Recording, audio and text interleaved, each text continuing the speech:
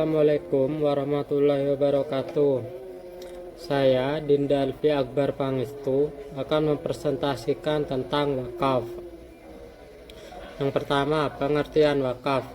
Wakaf yaitu menahan. Mayoritas ahli fikih pendukung mazhab Hanafi, Syafi'i, dan Hambali merumuskan pengertiannya menurut syarah ialah sebagai berikut.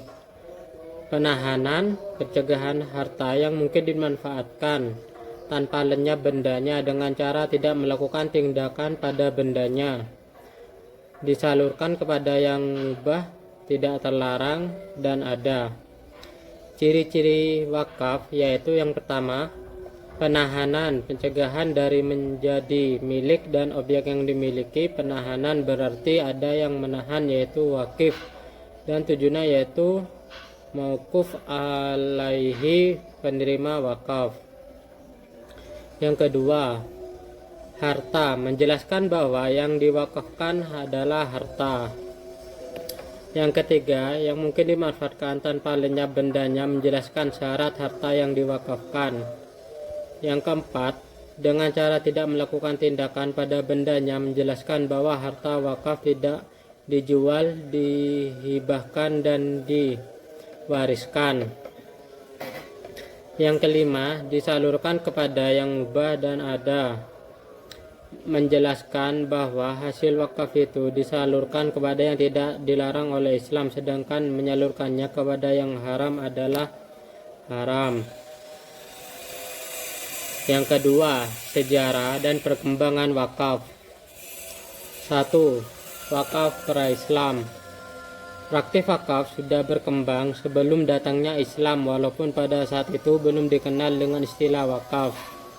Dalam catatan sejarah, rumah-rumah peribadatan yang dibangun oleh pemeluk agama sebelum Islam sudah banyak berdiri. Wakaf yang pertama kali dalam masyarakat Arab pra-Islam adalah Al-Ka'bah Al-Musyarrafah, yaitu rumah peribadatan pertama yang dibangun oleh Nabi Ibrahim sebagai tempat untuk berkumpul haji. Wakaf ini berkembang sesuai perubahan masyarakat Arab yang menjadikan Ka'bah sebagai pusat penyembahan berhala dan berkembang lagi dengan pendekatan diri kepada Allah. Yang kedua, wakaf masa Rasulullah. Wakaf dikenal sejak masa Rasulullah SAW karena wakaf disyariatkan setelah Nabi berhijrah ke Madinah pada tahun kedua Hijriah. Ada dua pendapat para ulama tentang siapa yang pertama kali orang yang melakukan wakaf. Pendapat ini berdasarkan hadis yang diriwayatkan oleh Umar bin Sa'ban dari Amir bin Sa'ad bin Mu'af. Ia berkata, dan diriwayatkan dari Umar bin Sa'ad bin Mu'ad berkata, kami bertanya tentang mula-mula wakaf dalam Islam. Orang Muhajirin mengatakan adalah wakaf Umar, sedangkan orang-orang Ansor menyatakan adalah wakaf Rasulullah SAW. Yang ketiga, wakaf masa Umar bin Khattab.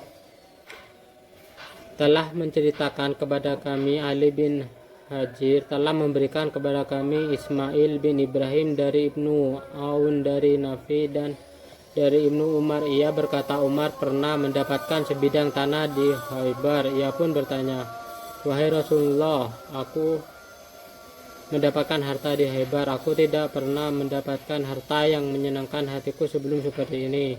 Maka apa yang kau perintahkan kepadaku atas harta ini? Beliau menjawab, jika kamu berkenan, tahanlah pokoknya dan bersedekahlah dengannya. Maka Umar pun bersedekah dengannya. Kemudian syarat wakaf yang telah dilakukan oleh Umar bin Khattab disusul oleh Abu Talha yang mewakafkan kebun kesayangannya, kebun Biraha. Selanjutnya disusul oleh sahabat Nabi lainnya seperti Abu Bakar yang mewakafkan bidang tanahnya di Mekah yang diperuntukkan kepada anak keturunan yang datang ke Mekah. Yang keempat, wakaf masa dinasti-dinasti Islam. Praktik wakaf menjadi luas pada dinasti Umayyah dan dinasti Abbasiyah. Semua orang berduyun-duyun untuk melaksanakan wakaf. Wakaf pada mulanya hanyalah keinginan seorang yang ingin berbuat baik dengan kekayaan yang dimilikinya dan dikelola secara individu tanpa aturan yang pasti. Pada dinasti Umayyah, yang menjadi hakim di Mesir adalah Taba bin Ghaffar al-Madraini.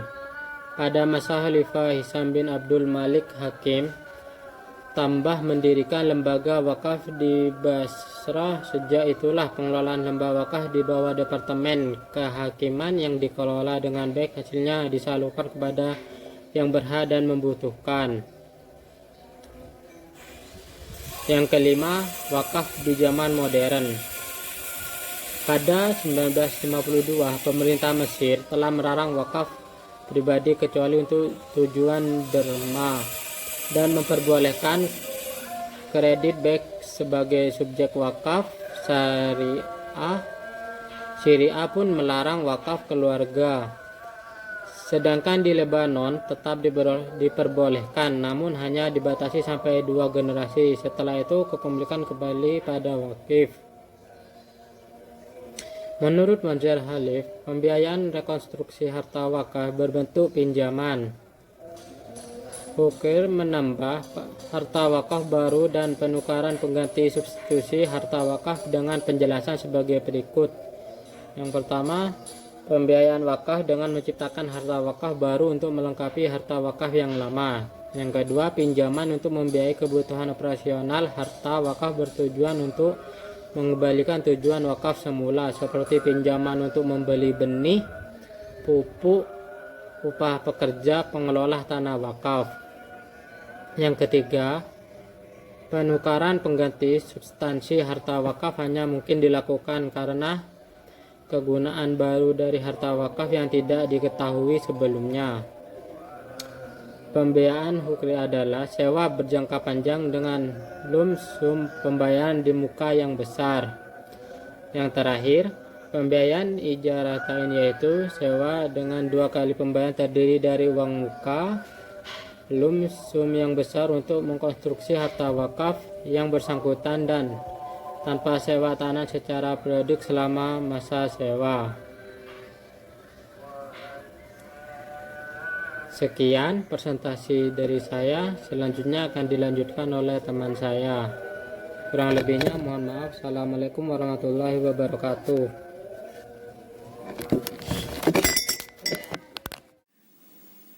Assalamualaikum warahmatullahi wabarakatuh. Nama saya Indah Lestari. Di sini saya akan melanjutkan presentasi dari teman saya.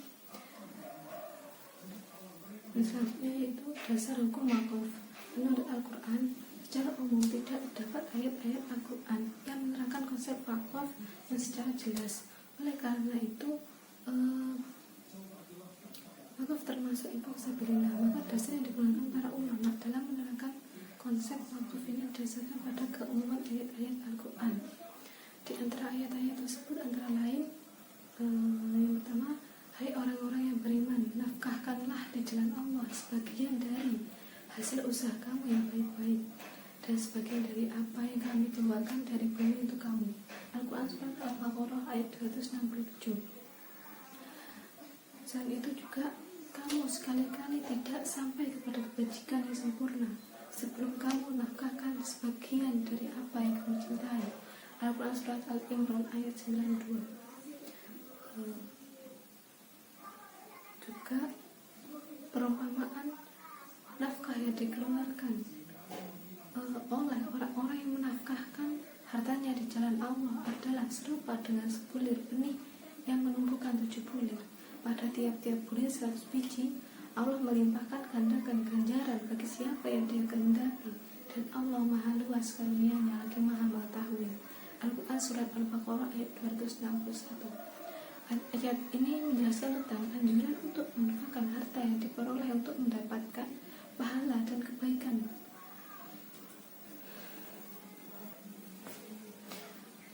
Menurut hadis, di antara hadis yang menjadi dasar dan dalil wakaf adalah hadis yang menceritakan tentang kisah Umar bin Khattab ketika memperoleh tanah di Khaibar. Setelah ia meminta petunjuk Nabi tentang tanah tersebut, Nabi menganjurkan untuk menahan asal tanah dan menyedekahkan hasilnya.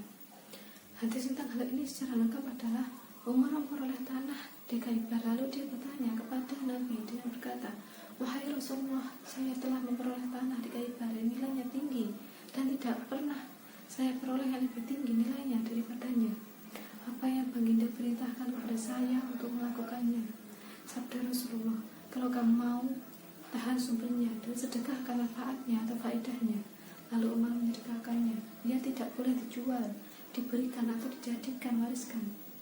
Umar menyedekahkan kepada fakir miskin, untuk keluarga, untuk memerdekakan budak, untuk orang yang berperang di jalan Allah, orang musafir dan para tamu.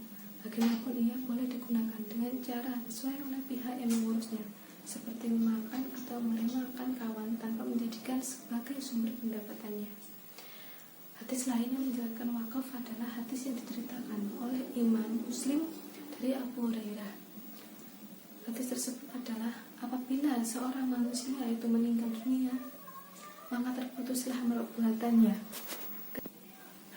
kecuali dari 3 sumber, yaitu sedekah jariah, wakaf, ilmu pengetahuannya bisa diambil manfaatnya, dan anak soleh yang mendoakannya.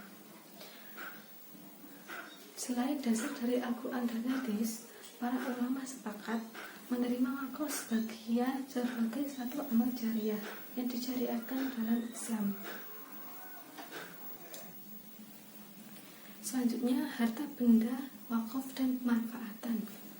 Yang pertama, harta bergerak yang dapat diwakafkan adalah harta benda yang tidak bisa habis karena dikonsumsi, yang meliputi hewan seperti kuda kepada mujahidin untuk berjihad. Kalau dianalogikan seperti sekarang adalah kendaraan yang bisa digunakan untuk kepentingan umum.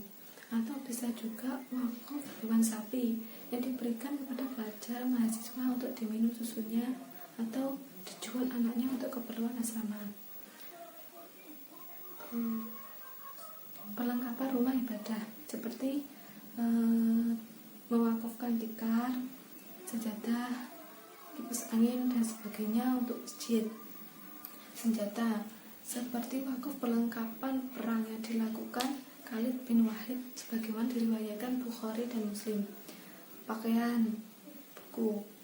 Yang kedua, harta wakaf tidak bergerak, yaitu tanah. Benda macam inilah yang sangat dianjurkan untuk diwakafkan karena mempunyai nilai jariah yang lebih lama. Ini sejalan dengan wakaf yang dipraktikkan sahabat Umar bin Khattab atas tanah di Khaybar. Bangunan ini disewakan seluruh sebagiannya seperti tingkat bawah saja, baik sebagai masjid atau lainnya. Pohon untuk diambil buahnya, dan sumur untuk digali airnya. Sekian presentasi dari saya dan teman saya. Assalamualaikum warahmatullahi wabarakatuh.